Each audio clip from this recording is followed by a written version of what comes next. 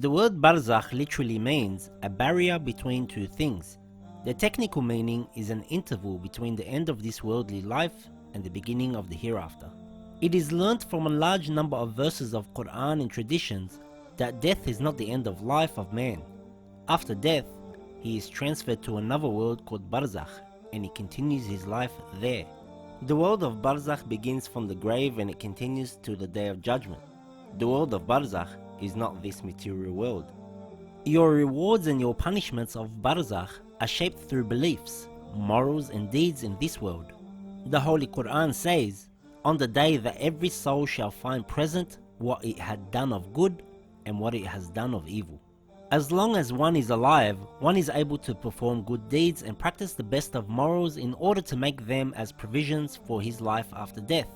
But when he dies, the file of deeds will be closed and they cannot help him unless he has left a continuing charity by raising a pious child, contributing to building a mosque, and etc. There would be different kinds of people and classes in Barzakh. The first group are the disbelievers and oppressors, who had no faith in Allah, the Prophet and resurrection during their life. They considered themselves to be free and did not refrain from committing any evil.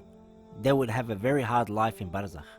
The second group are those who had faith in Allah, the Prophet and resurrection, and who acted on their religious duties and refrained from prohibited acts. They would have a good life in Barzakh and would be bestowed with blessings and comfort. The third group are those who had faith in Allah, the Prophet and resurrection, and who performed their religious duties, but sometimes in carelessness they committed unlawful acts. But before death, they repented for all their sins and asked for forgiveness. They would also not be punished in Barzakh. The fourth group are those who had faith in Allah, the Prophet and resurrection, and who performed their religious duties, but sometimes in carelessness they committed unlawful acts, but they died without repenting for their sins. They would be punished in Barzakh in proportion to their sins and through it would be purified. And on Judgment Day, they would get the intercession and they would be sent to paradise after accounting of the deeds. In some traditions, the world of Barzakh and its pleasures and hardships are compared to different types of happy and terrifying dreams. Sometimes in a dream, man sees different animals and stinging creatures, and they attack him and he feels the pain. He screams for help due to the discomfort and pain, but his body is in his bed and he has not suffered any damage.